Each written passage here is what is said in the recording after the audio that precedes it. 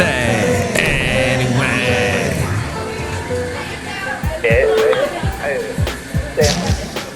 Mike's Daily Podcast. What? It's been 2 days since I've done a podcast. It's got to be done now then. It's episode 2216. Mike's Daily Podcast. 2216. My name is Mike Matthews. What do I mean? Let me see. I am singing to you about something that is very consequentially not very interesting. So I'll stop singing. Now I'm going to sing some more. Here, it's the end of the song. There you go. What do you want for? Nothing. Araba Biscuit. Mike's Daily Podcast. We are going to cover some things on this podcast. You can catch all 2,216 podcasts at mikesdailypodcast.com. Podcast.com. Yeah. That's right. mikesdailypodcast.com. I think I told you recently that I've been watching Midsummer Murders with my lovely lady friend. And the show takes place in this rural area in England where there's sort of these little villages, and these policemen, they try and keep the peace and keep the detectives from, or, you know, keep the murderers, the detectives try and find who the murderer is and all that. Every episode starts off with meeting all the funny, funky characters of the small town. I love funky character type shows. Little towns full of funky characters. I love Northern Exposure. Took place in the town of Sicily, which is actually Roslyn, Washington, Sicily, Alaska. And all kinds of funny, funky characters. Twin Peaks was kind of like that. And so is Midsummer Murders. And every episode, you meet a whole new village and a whole new group of people. And so many actors are involved that they end up repeating the same actor, even though the actor's playing a different character every time. You're like, wasn't that person in the episode with the lady that turned out she killed her husband because she caught him with someone else? And here's today's podcast picture. Oh, and there's a lot of that going on. A lot of cheating going on. A lot of there's some things kind of incestual going on. Everything you can imagine is happening on Midsummer Murders. So I'm watching this show now, still on the air. They're on their 21st season. They don't have all the original people that they had. They've gone through new cast members, new people come in to play different characters. So I'll tell you, though, this is interesting. And the podcast picture is this guy right here, Basil the Boxer, the late, great Basil the Boxer. 2 years ago, we were driving somewhere, and he had a big old smile on his face. He was having a good time.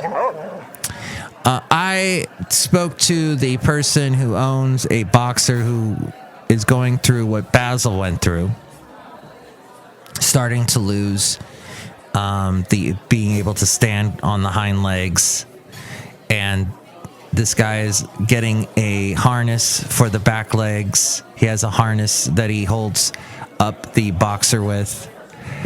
And we were having this discussion about quality of life and all of that. And I guess the vet had told him, you know, it's up to you. Like, do you think the dog is happy now?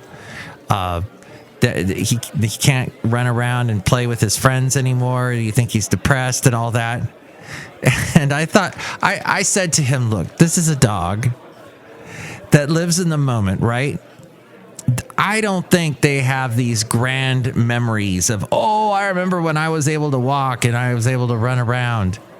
They're just happy to be with you in that moment and to sniff and smell things, you know, with their nose. Their noses are picking up on all kinds of smells and scents. They get all their stimuli from that. So I don't think you should end a dog's life if he's not suffering.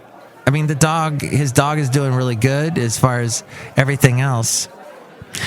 So we were having that discussion and commiserating. And see, I didn't have that. I went through all that with Basil, having to find out a lot about it on my own. But in the end, Basil was very happy, and he and was just it is interesting though in all of this that they really like being near you. And he was telling me his dog is also the same way. Like, he can't leave the room. The dog will start to whine and go, "Hey, where'd you go?" You have to have the dog with you all the time. Like, he wants to make sure you're okay. And I think that's part of the canine mind, is they're always interested in their owner. Like, is he or she okay? Where are they? Are they okay? Is it because they feed, the owner feeds the canine and he wants to know where the food is? And, well, maybe, but it's good to have a way of being able to talk about what you're going through with someone else, to be able to commiserate and have a therapy group, as it were. So I was giving him all the stuff that I'd gone through.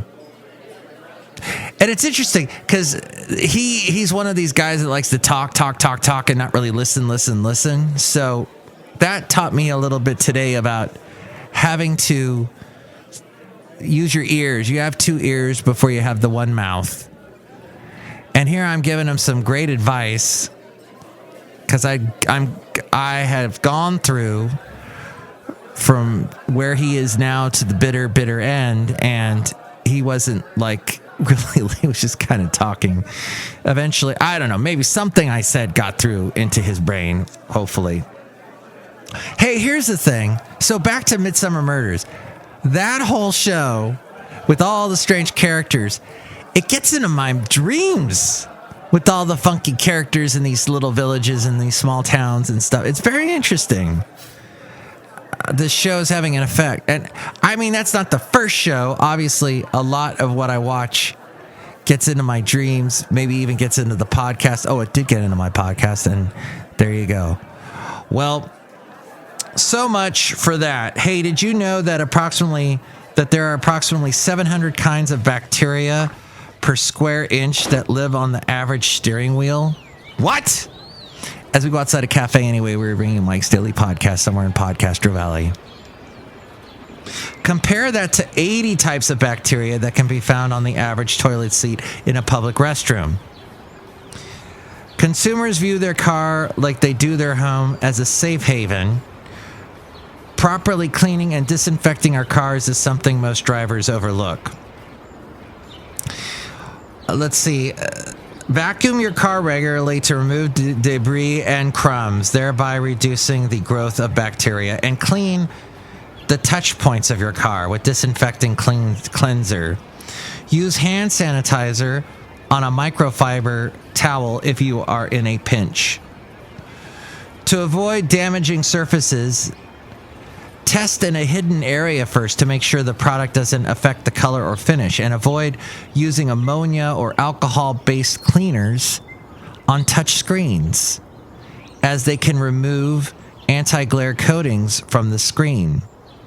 Some cleaners, by their nature and alcohol content, can dry out leather or vinyl surfaces, or you should be careful not to oversaturate the surface. Don't leave the cleaner on for a prolonged period of time. Use only a cool surface and out of direct sunlight. After cleaning, apply your favorite surface protectant or conditioner to help prolong the life of materials. That car seat strapped in your vehicle can be a hotbed of germs.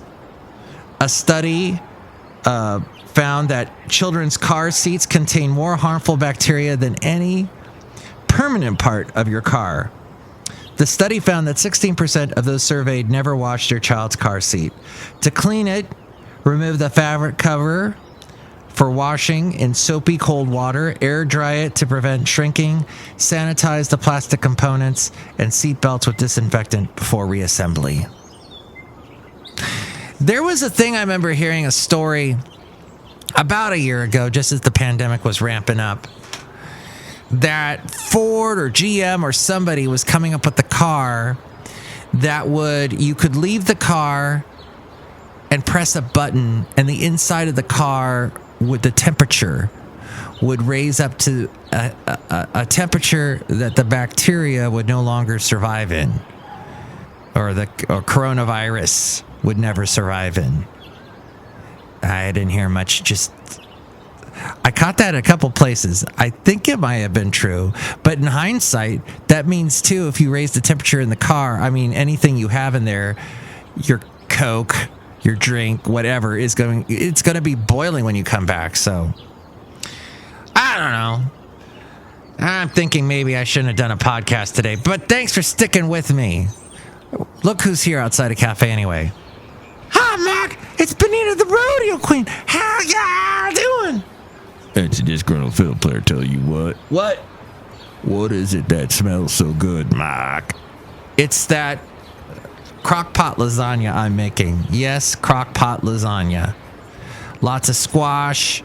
Yes, lasagna noodles. And I grabbed some spaghetti sauce. It's very, very simple. Took me like 2 minutes to put together, but then you got to let it sit for like 4 hours. So I'll let you know how it is. Thanks, can I just have some? No. Look who else is here. Hello, Mike. I make the delicious root beer. Have some right now. Ah. Next show, it's going to be the wonderful Benita, Madame Rootabega, Valentino, and Bison Bentley, one of the characters. Drink my root beer right now. I'll cut you. Oh.